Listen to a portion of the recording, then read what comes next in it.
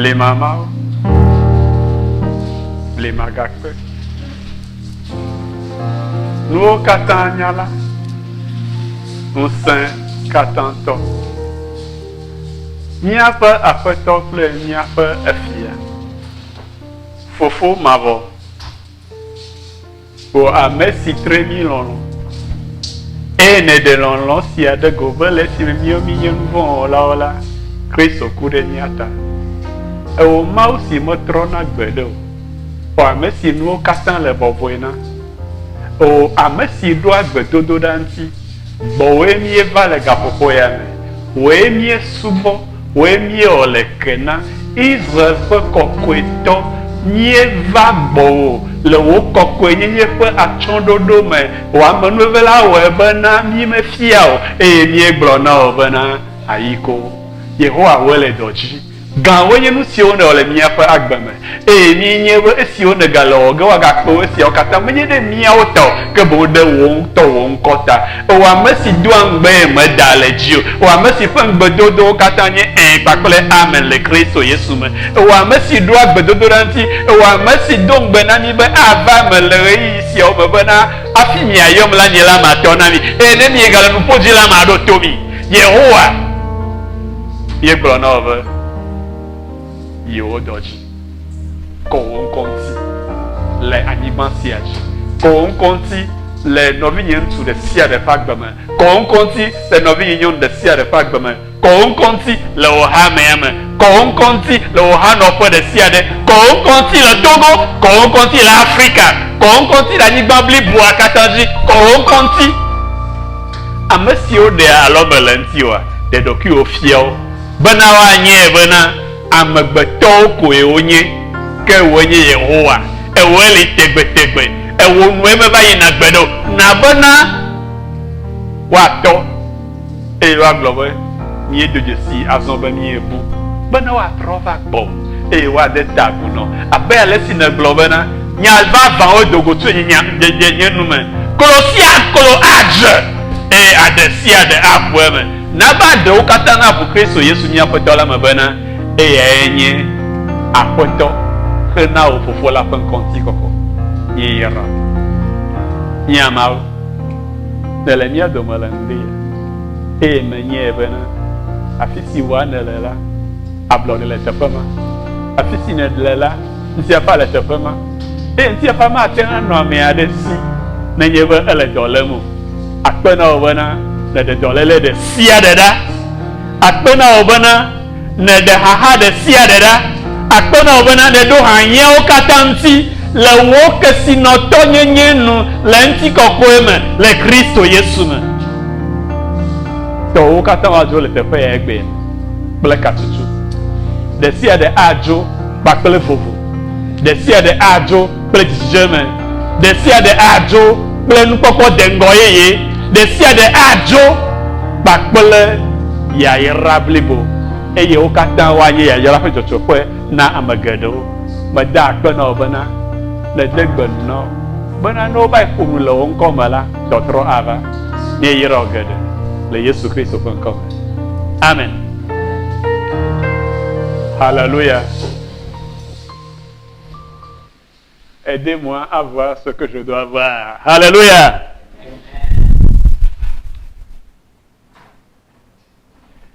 Yikata mi sena Yesu fa antinya la Biblia.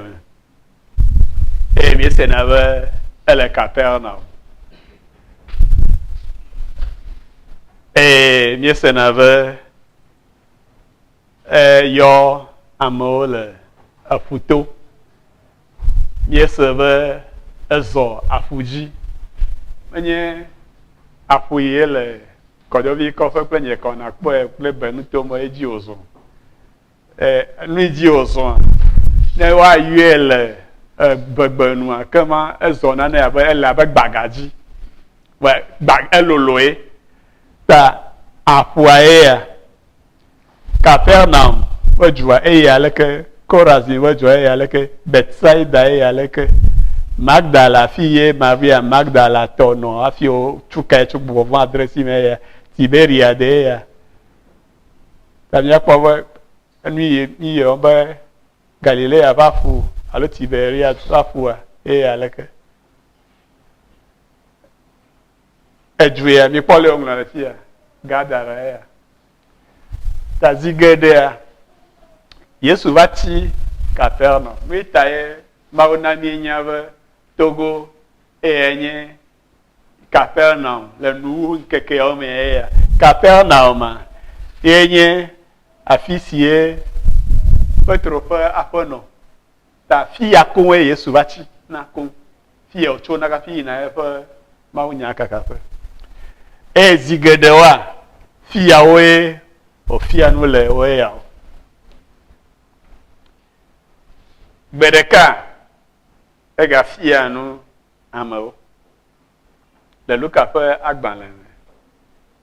Eta eni. E fille à nous, amao. Et au fille à nous, cho. Un noukou. Fait l'ododo lanti, un noukou la de nous ge.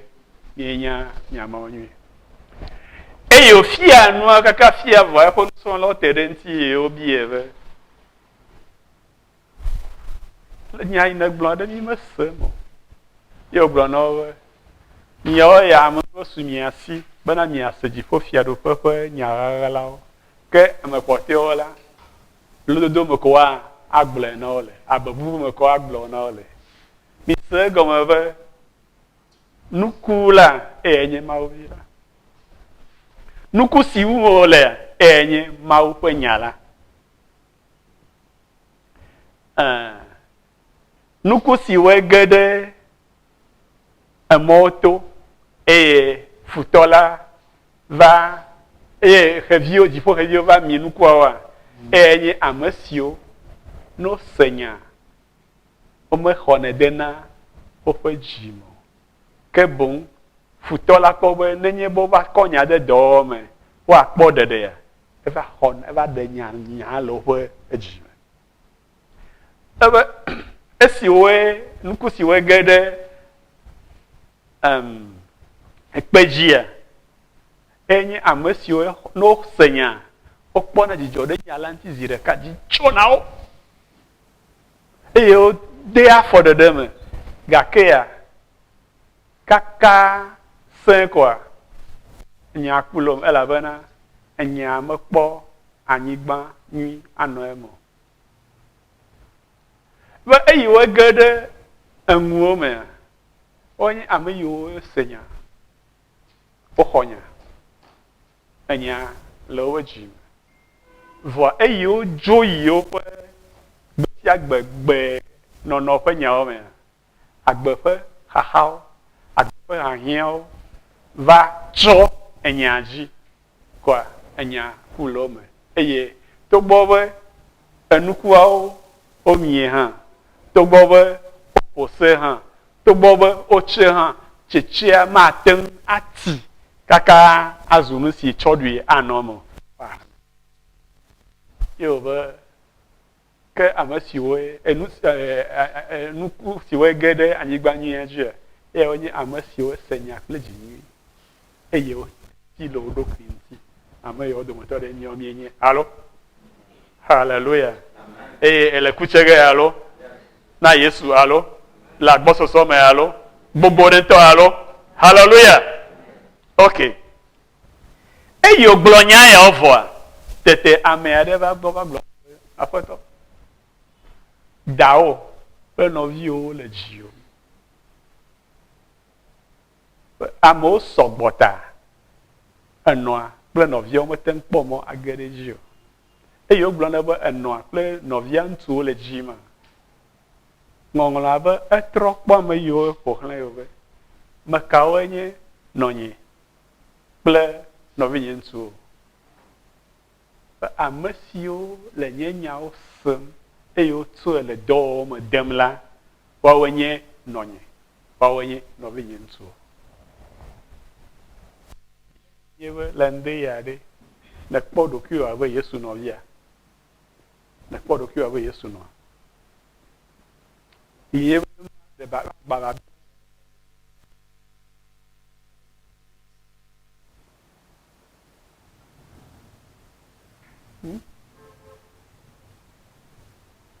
ameti ya do alo bere ne loti de nume afi po nu na vinyanu la a onu ko asi menene maya nu yo mau le gbogbom na mi de mi le sema alo mi le gbogbom na ma bo nya nu fofo na mi o alo mi gbogbom na ba egbe mi ni aten senyale a me le gbogbom na mi de gbe ma mo alo mi le gbogbom na ba ele ti gadi nya gbogbom na blema mi me ga le blema nya de ka jimo hallelujah be monsieur me le android jim allo android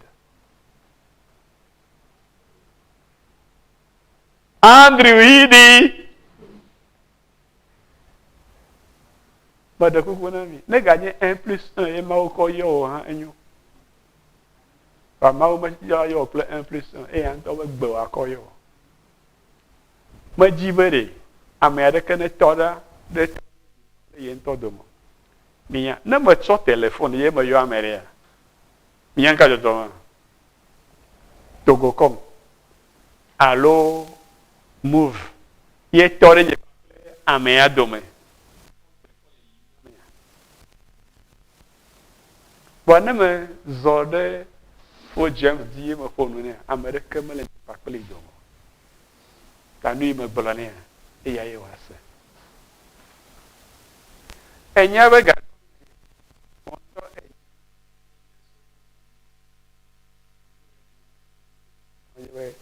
ne wule de o capo moame non ba ne nya ni me ga yo ni me ga ni me nya bo James ko ba no gbe nya ngulo James ko evo no gbe ya sire ji ga do ma ngulo James akpora no ba ne ha togo ko ma akonu akodo da ma bubu menya me yo James ba number me zi wa di grrr oh frère just like a photo vous me James je gagne la file ya nyemo ejo la mere ji kwa ta ma o maji amabu ne to de ye pakple odomo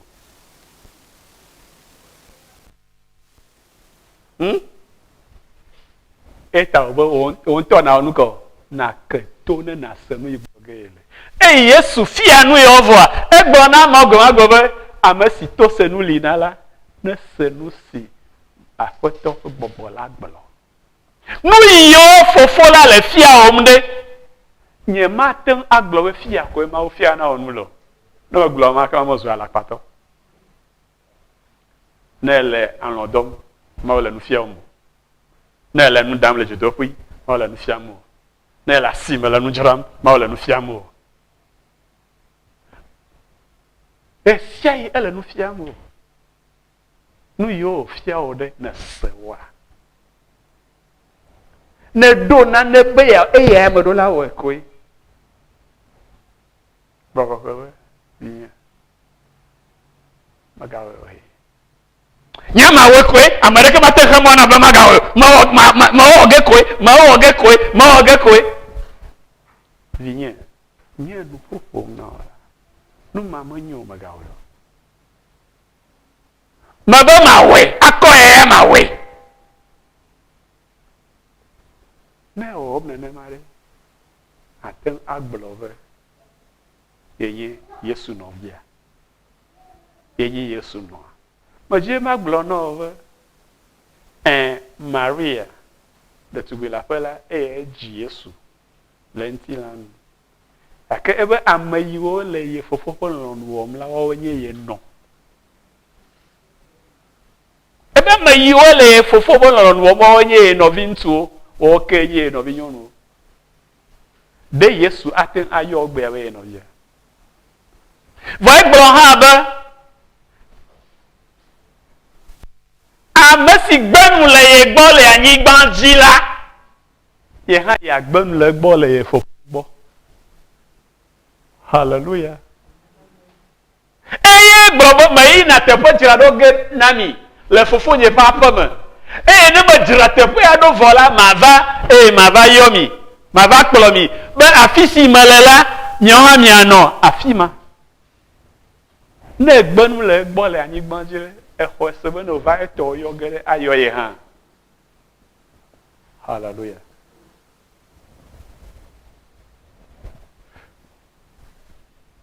Eye ofia no ma ovo kwa.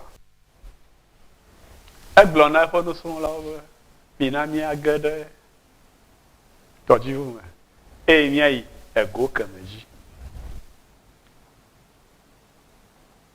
Eyi wo ge ɖe me na go keme ɖe eyi wogblɔ na wo be míayi go keme dzi abosam hã si alo be dɔla aɖe si eye wòyɔe piam be ŋutsu ya va anyigba dzi va ŋku ʋum na mɔ edzodzo ge la egadzodzo le afi ya yina ɖe go keme dzi ɖo eyina Gadara la ƒo vɔ enye be eƒe asi su amewo dzi le Gadara ta medzi be Yesu ava yi ɖo teƒe me ta nu ka fiamtɔ ena be ahom tu le ƒua dzi aminya Yesu Kristo amen. Deditea ŋuti abe ale yi dedite na foremɔ ŋuti. Deditea ŋuti abe ale yi deditea da akoele ŋuti. Ta ne dedite ŋuti o ɖe menye nya aɖeke yo ɖeko na gbɔ ɖe me kɔnse agaɖo ŋuti o. Ame aɖe yi anɔ yi be megbɔna ɖe megbe ɖe o ele ƒe ŋutilã gblẽm ele Mawu ƒe gbedoxɔ gbam. Hallelujah. Oh, na was when you have seen them back. A hard body with Jerry as well. You see, I better see what the boy. Eh? Bantema. Bella.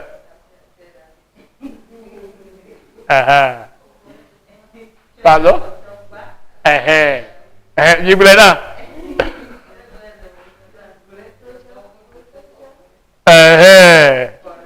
Enti la obe na gbɔɖe me sia.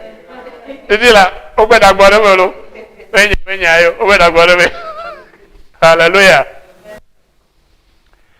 Eye Yesu nya be yeyi na dɔ gã ɖe wɔ ge le Gadara ta. Iyo gbe ɖo eʋua me kɔa.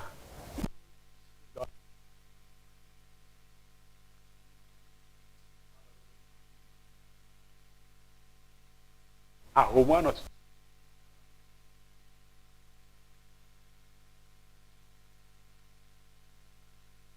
nenye be de wòtsi dzodzro ɖe ate anɔ lɔdɔ ma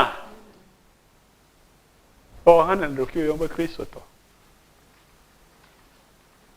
kaka ko xevi ɖe va gbe me kɔa ŋutifafa bo ɖo kristotɔ ye nenye ko xevi ɖe koe va gbe koe vɔ ne vo do kpo megalɔ dɔ ge mete nuɖuɖu ge o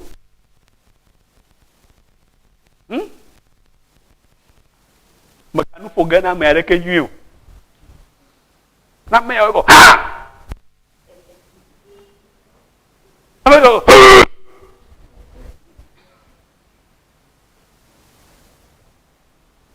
ahom tutum le aƒua dzi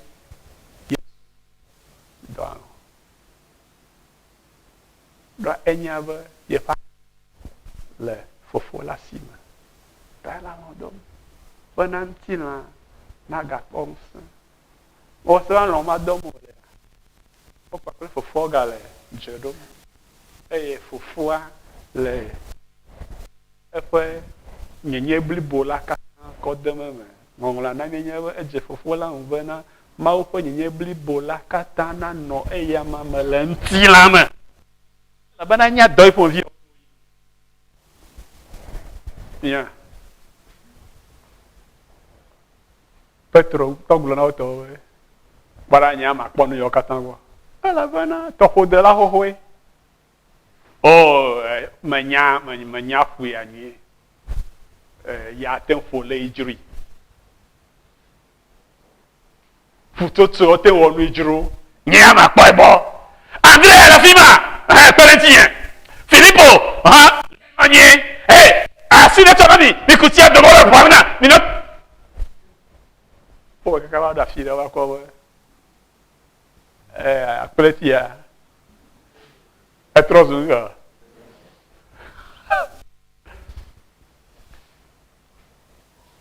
Pas trop, il faut du travail, il n'y a pas de temps qu'à bas. Ouais. Et je vais faire la langue, quoi. Rome, je suis fafa. Faut que tu yo, je suis fafa, un ami. Donc, on bloque pas les cibales de cas, Rome, mais il y a un cas, aide donc ici, aide donc ici. Dans la Bible, il y a eu un petit fafa. Alors, là, il y a un petit fafa au bloc. Mais la fille, le dîner zilenian. Alléluia. Nyamali. Da, c'est maintenant nous quoi. Nazilo. Yesu makelo hamawa. Afie na hahawa. O eti jojo. Wero la desana hahawe. Allo? Yesu ya le mode, ele modem ne bo ade do kisia ma wa de kisia no ma wa. Yesu blo. Na ko no so le Marco fak ban la ta wi ade ku wi aton le ma bana. Mi e mi ade gbe pa nya nui la na nu o blibo la katan. Hallelujah. Yesu ntema de gbe pa nya nui la na nu ko. Na ahom. Ade gbe pa nya nui la na nu ko. Na fuchochwe. Yesu do blona eto bana. Minamia ego kamaji. Ma blona wele. Minamia nya bai adado de tiama. Na mi ada akpa viado. Minamia bai afokla le tiaji na mi ado jijo na mi afaklan. Ma globa minamia ina mi aba nyoro ta fille ma blono banai ne ina fima ku khire tiare fo vitenva nyebe no ye ma blo esela e ya afana ta ne nyeba na va titre de no ma blo na ontia cho na dagbade no aji no nya ne mi nya go maso isega ya ewe mawe okay vinye yi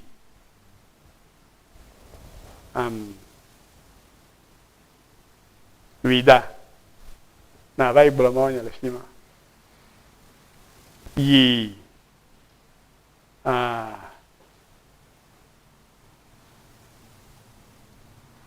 alada na vai blamonya le fima ye na echo do agbodrafo ko ena neva cho momo no nke na aglo manyete ye ro nye cho to nye gbobe machi agbo bulan kumana ro kimi se go me onugo bu Mao maglo na nyibere nya ado bubugbe na abosan papele fo dola o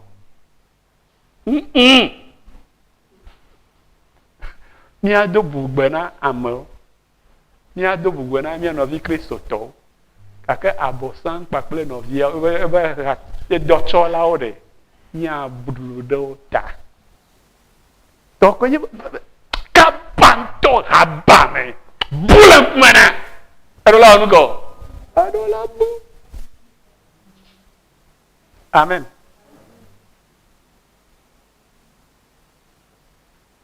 dori ana trale de jie e puole ju fum le do anaji kaka na kpora bubu ma ha do anaji gbona gbona hu aba menye be tefo mo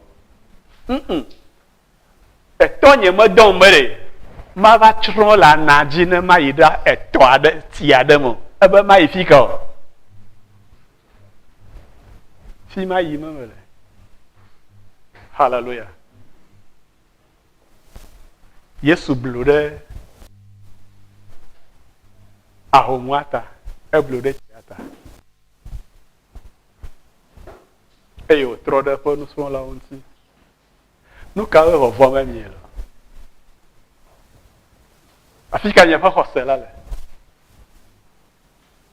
Gabia gama wa potobia wa mekwa yilo lo. Minyanu yo wa. Otroro no ne o ti o ya. Amaka fún ẹbí ẹ̀yìn sí ẹ̀. Bẹ́ ẹ̀yàwó kple ẹ̀tìwó le tó dómé. Ìyẹn lè yóò bú fún ọdọ́ kí o lè fi mà. N'enye bẹ́ ya fófó àdó tó àmẹ́yìn nílẹ̀ yọ̀ ń bà fọ́tọ́. N'enye bẹ́ tì àdó tó àmẹ́yìn nílẹ̀ yọ̀ ń bà fọ́tọ́. Vọ̀wọ́ ń tọ́ mọ̀ lè tó dómé wà dé. Nkàwé n'enye.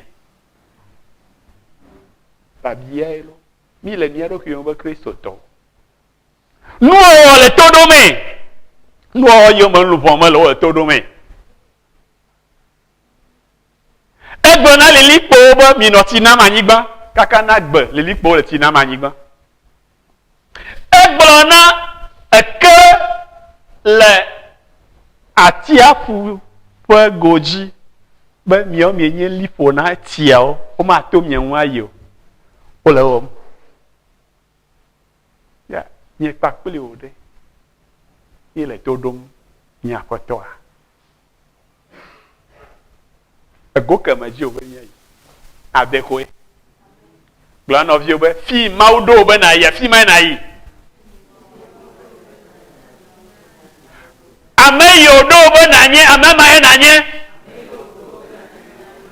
nu yo do be na o awe n'a pas un conti coco.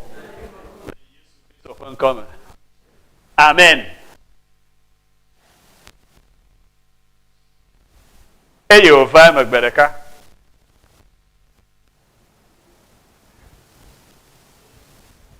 Ba oyide akroma tojivuma o pakole po nous sommes là. Et yo glono ba mi nane mi yide go kamaji.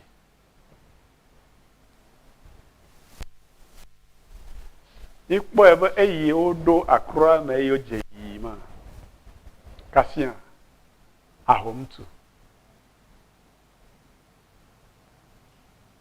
Yanu ye jogo agbe.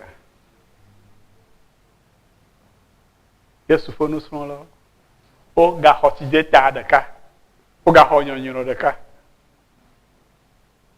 Nyonyoroma eye wo be ogede amlimaoma enu iwe gbo enu si wa ten po pakole nkutai ye me ogede gbo magbe popo le ye Yesu fia oje mo go se ten fia kave ka como pa amlima po o me po nu si eto jojo me nu nti yo egbea e Yehowa dibe na jo le goiji aikemeji o ha na gede amlima nuo panyonyorome ma unyoro amlima o me eye won to na zo amlima na hehia eye amlima de ke maganye amlima na o edo ma uklonu le nuo jina o bana na tempo nu to e po nkuma. Hallelujah.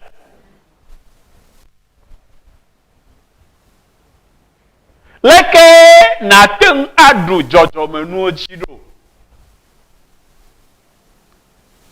Eti pleya anye jojo menu alo. Eya le fofomyema. Eti ahama le buadom. Ndeka ko potobo efu ananyoro. Wale bana doji. Na ba dogo kemejele no bana doji. Leke ne le ji aduge. On te va gagaje je alo. Holo. Elle ben holo la. Holo. Jagaba. Drafu. Keke akota. Pe akota ko no me. Hallelujah.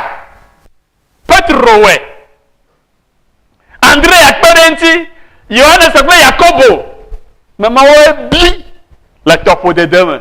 Oh de siade aglo. Nkayo. Ouais fa quoi toi là. On va voir Jésus au matin ouais. Nya pensa ma ouais. Nya penu nya ouais.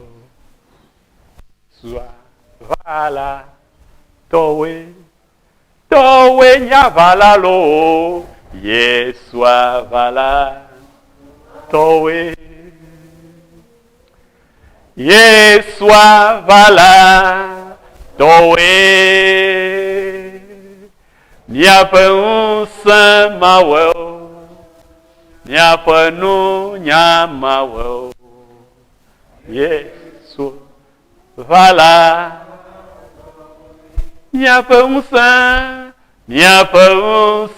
mawo nya penu nya mawo Yeswa vala towe abo santo ba Yesu le ye pe fiadu pe bam et je comme le Capernaum et je comme le Galilée fia edo taina de gadara nyigbanji e vo gadara toya ye leo dare victime ko e ataye ma de monnaie wayo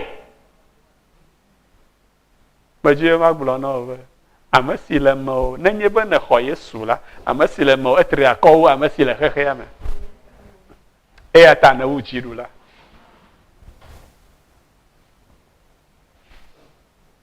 o va efɔ Yesu ne nye be ne xɔ Yesu re ele me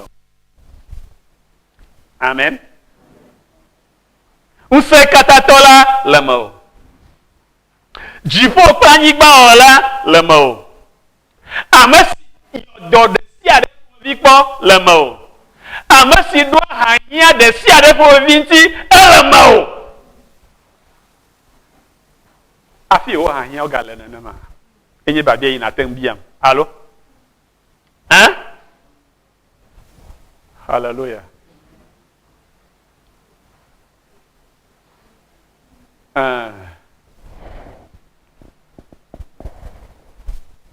da Abigail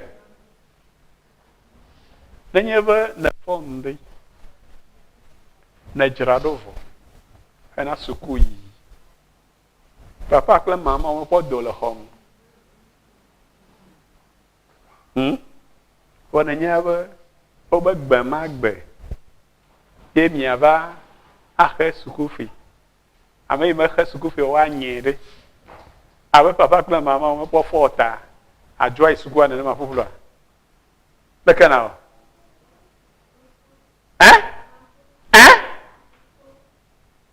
aka ɖe dzia papa ma blidzi do o ɖe ma nyra ɖa o ma ƒo o hã o mama ya ɖe ehã ma wɔ naneke o nu yi ne bia kɔ akɔe nɔ fine fine Abigail be ɖe menye ye wɔ dɔ dzra ga ɖo ɖe mia gbɔ o ɖo nye me wɔ dɔ tsɔ ga da ɖe mia gbɔ ne ga li kple meli bi wonya koe nye be akɔ ga yi suku nye menya ne miawo ɖe mienya be ɖo la xɔ ga yi suku ye te miewɔ ye be wo la do yɔ vɔ nu ye anya koe nye be mi tsu vɔtru mi me tsu vɔtru papa dada ma xɔ ga nye ma yi suku amen Yesu le mia me vɔ miegbe mi ma fɔe eya menye ɖeɖi ye te Yesu ŋu la nɔ dɔm o mia nu ka edzɔa Yesu le mia me mi gbe mi me da si be ne wɔ nu si o ɖo la wɔ vɔ ne nye be eli da ɖi me naneke wɔ mo wa nu ka edzɔ nɔ anu ka dɔ ta Yesu le me o eya eɖo la nɔ nu ƒom to me na ame bubuwo Voir monsieur bon doigt, on to de que nous wa. Nous y jouons na gogolo. Agbe mais va se seleke. No jo ho asi, elle est à mieux plein nachan.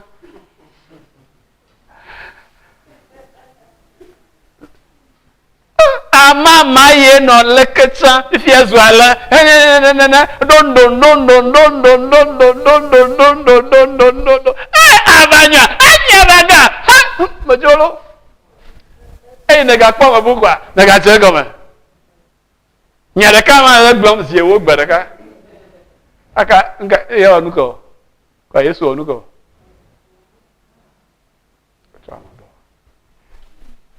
yo hahiava on tell wa gbegbo pom de on to do hahian ti grand of you for Yesu ile o voa me for Yesu bagana no lo domo hallelujah enya me na gbe na nyewa wonto Yesu ya le mo na lo domo foin nywe hallelujah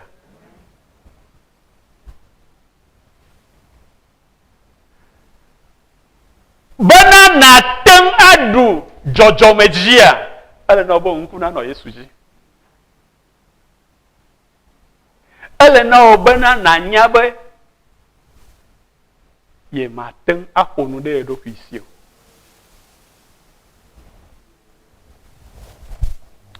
hallelujah mia novi nyaho ye gbocho America va mia wo pe va yime adi da selesi gaime chukara no Togo ye asrafo ple povito non kulemde amesia menti ne micho vole yima eya sie vu no ga vu no sinye ga ba nenu sese mi plie dona e to vu aku ba mi nya sie mo no na avu to wetefe le magbodo dusima gama egenya dizinye o ibofan da dan no ku wai na kai sojo gbe tete kwa ya do ko tro na magbele ke kwa ameye to te vo e to ba pona no gbe e ha troi e gbe na foto be e mare na gbe do me that's your way il y a un barbu derrière laisse-les partir amen gado me mien ko na gado me e brûlé na feu rouge no tete quoi il y a pas pomme no pomme go mais il y a un barbu derrière quoi va bidon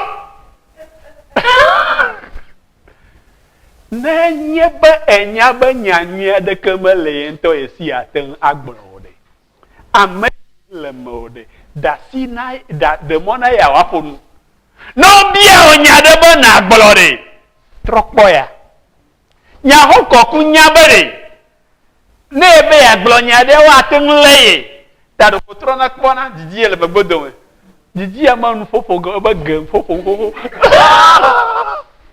Konto ko bloga ba agan ma da le magbeya mi vai demona Yesu ile mawa na apon na amayo poklao demona Yesu apon demona Yesu ada zolamo demona Yesu wa odolamo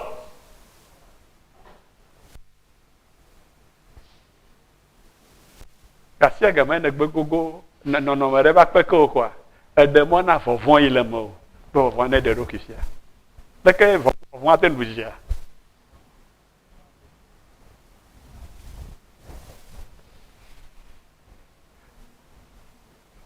Jose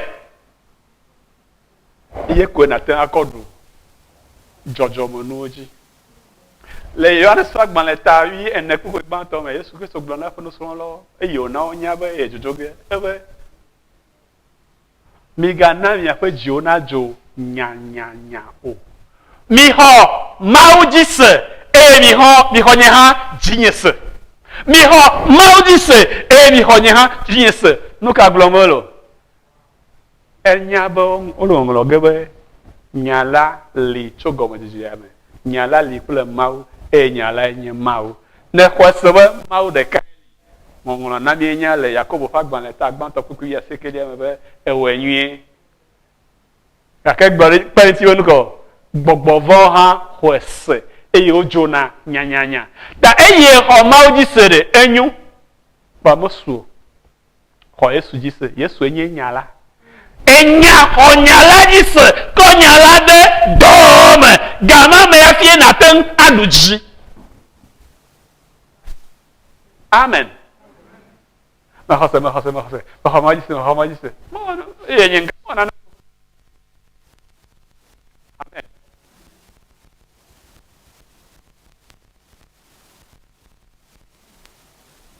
Ye amea tsɔ kpatsa yi dzi be yeadza. Ye le kpɔm. Kɔva. Lanu sia lanu si wotsɔ ɖe tsi nye madze edzi o. Aya ava yi gblɔ be sagbedoe. Gbesa yo. Mawu ƒe nya ewu gbesa. Mawu ƒe nya ɖi wu bo. Amen. Eya kpe gbesa ta hã be asagbedo. Ye gblɔ kpe ɖe tsi ne be aɖe sia ɖe si tsitre ɖe tsi ne le ƒonu la me bu fɔe xoxo. Fika ɖevi tukui ya sa dzo gbogbo ya le. Vɔ ko be yi tsɔtsi. Ne wɔ ko be yi tsɔtsi va o sa dzo gbogbo ɖewo. Enya la wu gbesa. Ɔnu anyi be wo ŋutɔ me vɔ. Ɖe kuku. Mate vɔvɔ anɔ agblɔm kpakple kaka ɖe dzi o. Hallelujah. Eta le ŋɔŋlɔ amen. Zi alɔfa de tɔn ɔŋlɔ di be magavɔ. Abosam vɔvɔ kɔ du adzi. Vɔvɔ nɔ. De vɔvɔ do ge na eta ma gblɔ be magavɔ. Ame kɔ.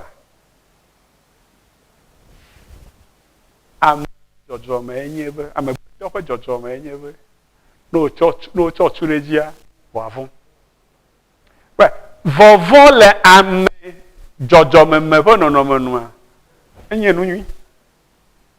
Amen. Ɖoa na ame avɔa ye wòasi le nua nu.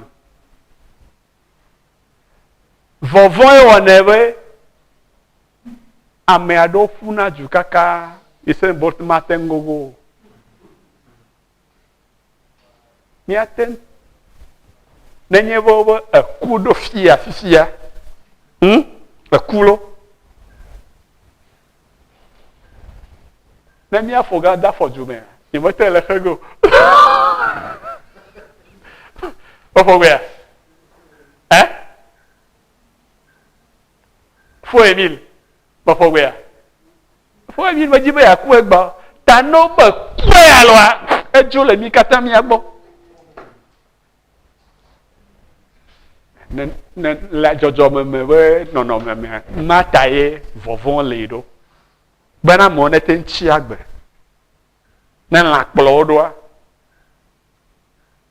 Ne ati aɖe kɔ ale madame abo be mango ma mete ŋgbe go eta edzi vi ɖo. Atsɔ portable ayɔ evia be ne va gbe mangoa na ye.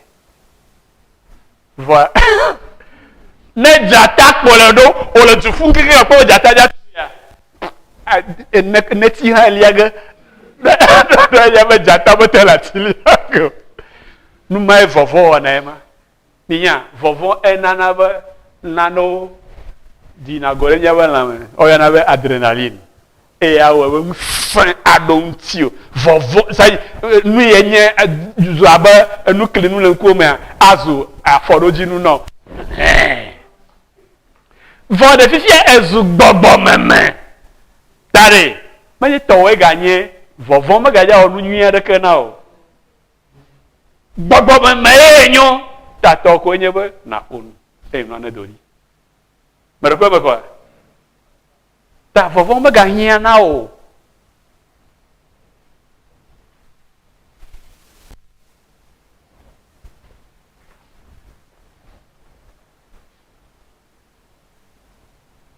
ye ahomwa Yesu de do kifia ahomwa ple futochio eye enu katan zero dia oba ye do gadara hallelujah minya enu itaye Yesu yifi madoa le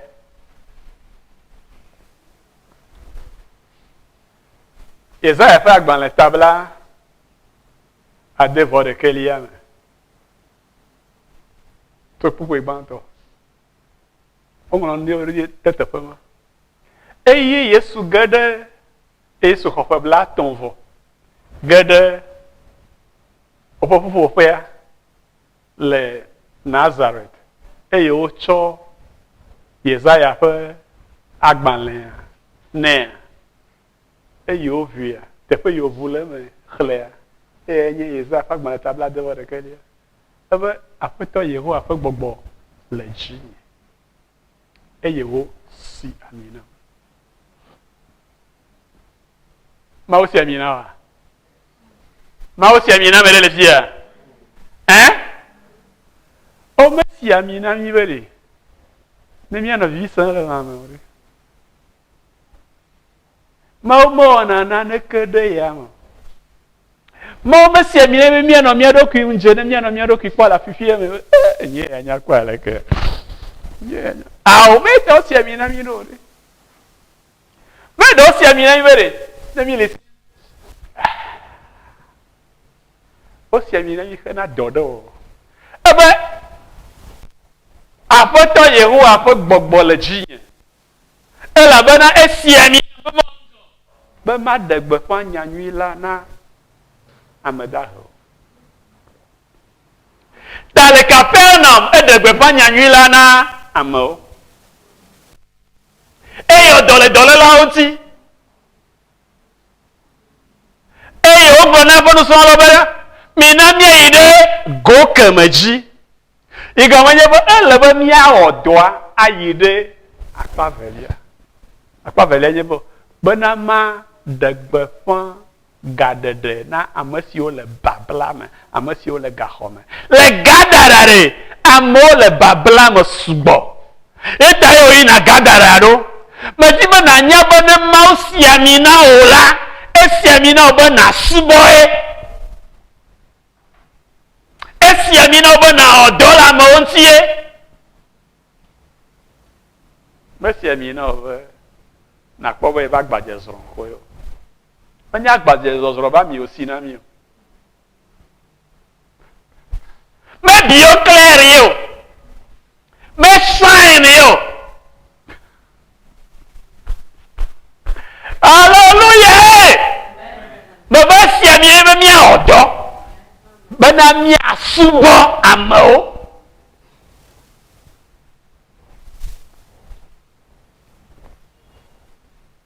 esi amina mi bana ni akpo musio makpo na kplenku yao esi amina bana mi ando amo pwe hanya vevie hanya ntontonti amedo ava glonove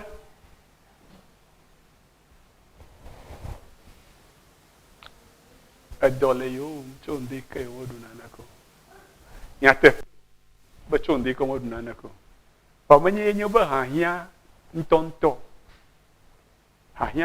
enye bo nye kufiato yen tirla odochono amen vanenye ba makpona nu to anu yenye kojogbo nu ntio ma nya gbere ba kufiato yo do anya tefe e pa ba fo jeme ko dolo tanu na ona kwenye e chode ne odufisia ye ne ga cho mon kilome aton de ka na cho timati gangovi eve kokpedensi na cho sardine na cho tinapa na cho ami lita de ka kone na cho ganeve alof akpeve kok ne kono ewo megbo nkeke ne ni awe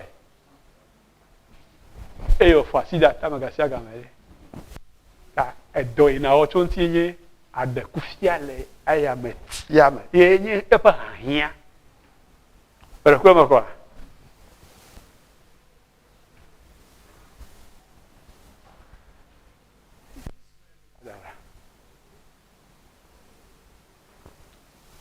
eyo do gadara mkajo omona na minye be ntu ade fuju batri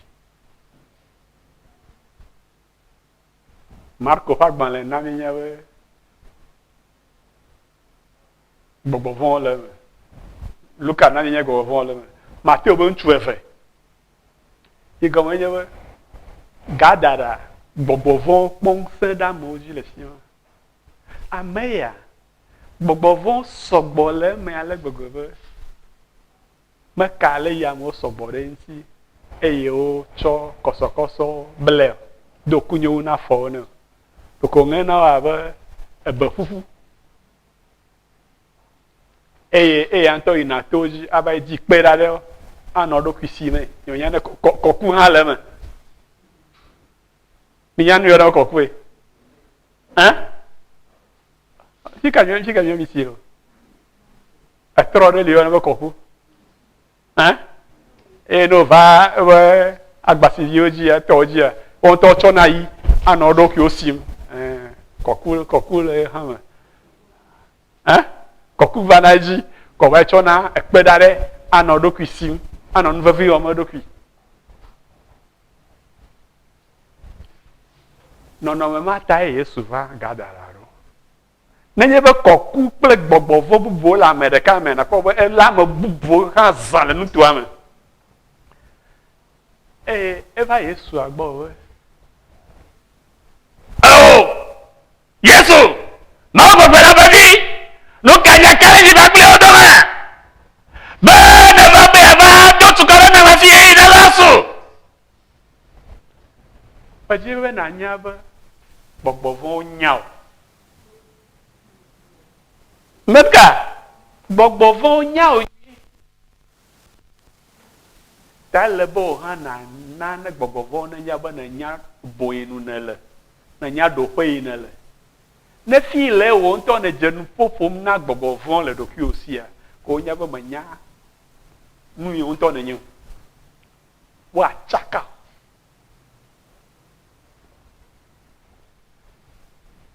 nu kata ye gbɔgbɔ vɔ le nu ƒom to ŋutsu ma be nume na Yesu nenema Biblia be elabena Yesu ɖe gbe na gbɔgbɔ vɔ bena woado go le eme menye megblɔ ame ɖeke be se be gbe yi gɔme nye be gbɔgbɔ vɔ nyanya ɖe menye ɣli be nya yo Yesu meke nu ame ɖeke kpɔ metsɔ mikro va gbɔgbɔ vɔ si be egblɔ na yewo be yewo ne do go Hallelujah. Gbɔgbɔ vɔ nyanya ɖe eye nye nu bɔbɔe tɔwu na Kristo tɔ ɖe sia ɖe. Amen.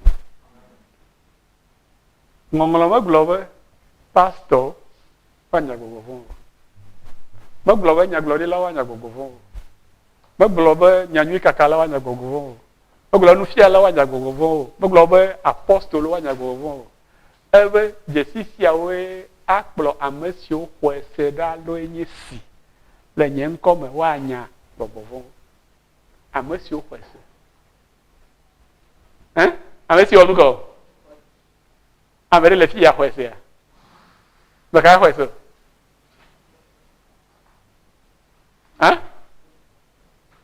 eka ɖe dzi be xɔe sea dada exɔe se nya teƒe ya Abigail exɔe sea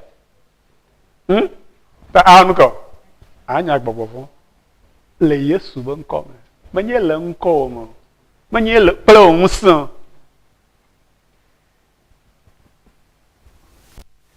be ne yakɔ fia mi ne mi anya be menye gbɔgbɔ vɔ kui ɖeka ye nya nenema o eta ye o be ŋutsua ne yɔ ebe ŋkɔ na ye ŋutsua gblɔ ne be ye ŋkɔ nye Legio elabena yewo sugbɔ yo subo menye nyama ton be nya yo lo menye nyama dre be nya yo lo menye nyama wo be nya yo lo menye nyama alofa de ka be nya yo dan over legio minya Roma to no fia dum le Israel gamame no we legio ole nu fomcho abako ha chocho de kanti ime avasrafo cho akpe eton i akpe ade ole iga onye we gbogovon no wo su de ko la wo su akpe ton le nchua me no sogbo ha kama o tu akpe ade le eme wa wele wa me da fa Petro me se be gblo na obe la Bible avait bobo von glo na okay na ebe ni jore daga komiro da vle y gomenye bobo von to nyebe na menya yola después de kai como ademona yo be ne ni ye yen figo avle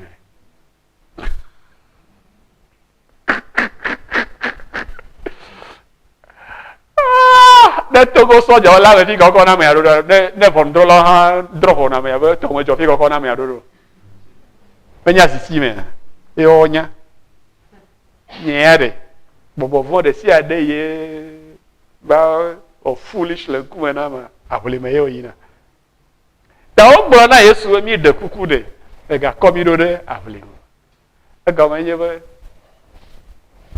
e ha do e ma le fi ma Alléluia. Demandez mi bien gade haome.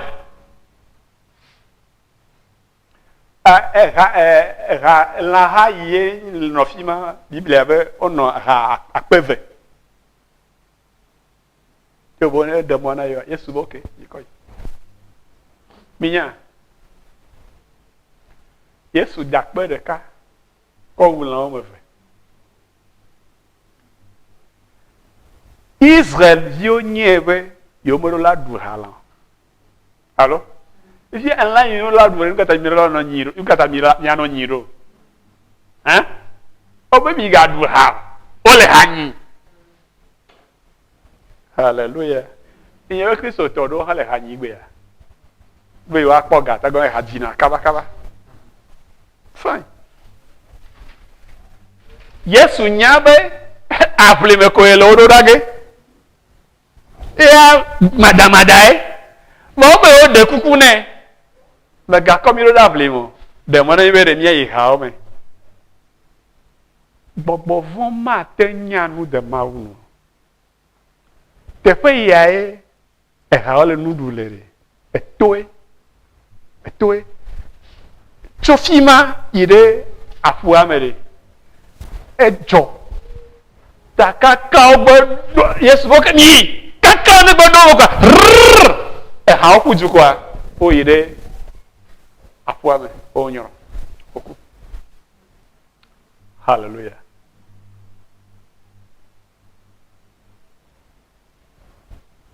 AMEHI we no ha o nti joma e yo poya bovondo yo yi vai blonya na hato ende jofi via no manyulo manya e pote veros we haula pugere anu ka joha ah emile nyabe ha opo le nudu kasia minya arabatoma o minye nchureva banya gbogovon do le ko gbogovon do yabe ha o ko ha o ko to apa nyama le tefo nyo to ye onu ko ni to ma po kaka on vale araba hokuya edo osi gbe Didier no anyi de Yesu go de Yesu we nya ose na yin pa kli o ede ni ma glo na Yesu ave va pere mi antia hein jogwe vo to obo Yesu mi de kuku no jo baga no mi agba la fe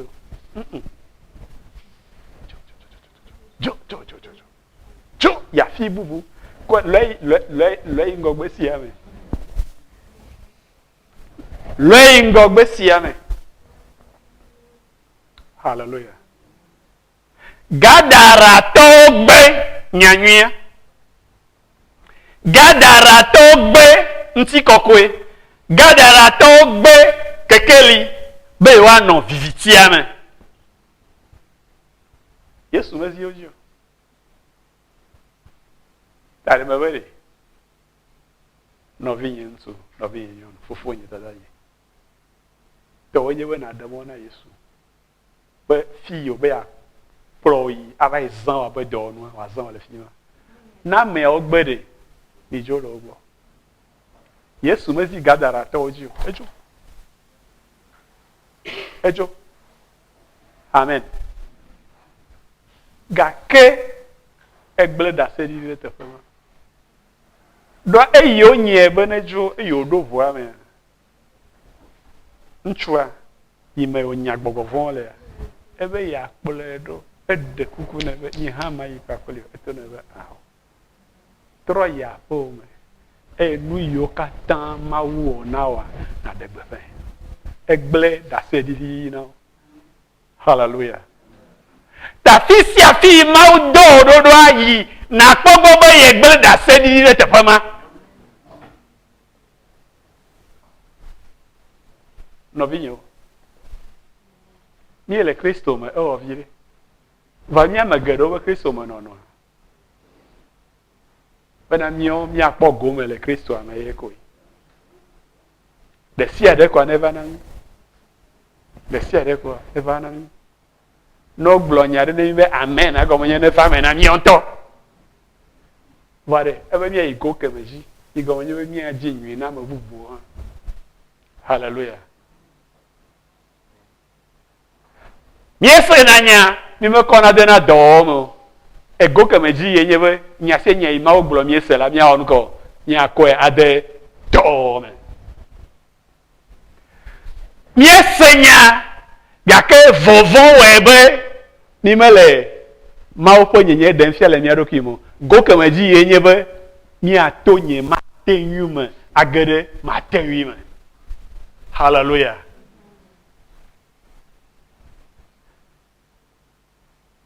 Magblɔnya na ame yiwo lɔna nyanye gbɔ, ame yiwo woba gbenɔnɔ nyo, magblɔ ya na wo. Ame yiwo nye dzoɖoametɔ, adzetɔ ya, nyema yi be magblɔ na wo. Go keme dzi nye be nava gblɔ na ame yiwo nye adzetɔ, amewo nye ametatsola, ame yiwo nye fuotɔwo, ame yiwo wɔ wo ɖokuiwo fuotɔwa, nava gblɔ nyanyuie na wo, enye go keme dzi. Hallelujah. O da si o, o me da si o, o ya agble da se di na wo. Ne yeme ma gbɔ de godo ma awɔ nane wa nye ŋkuɖodzi kpe na wo, wa nya be yewo se nyateƒea le ŋde ya. Nu sia nu ye nye abosam ƒe dɔwɔ ɖe wòagbe dzia edome gblẽ. Nenye be gbɔgbɔ ɖe le fu ɖem na wa, ekpɔ katsutsu tso esi me le Yesu Kristo ƒe ŋkɔ me. Mawu ne yera wo. Amen.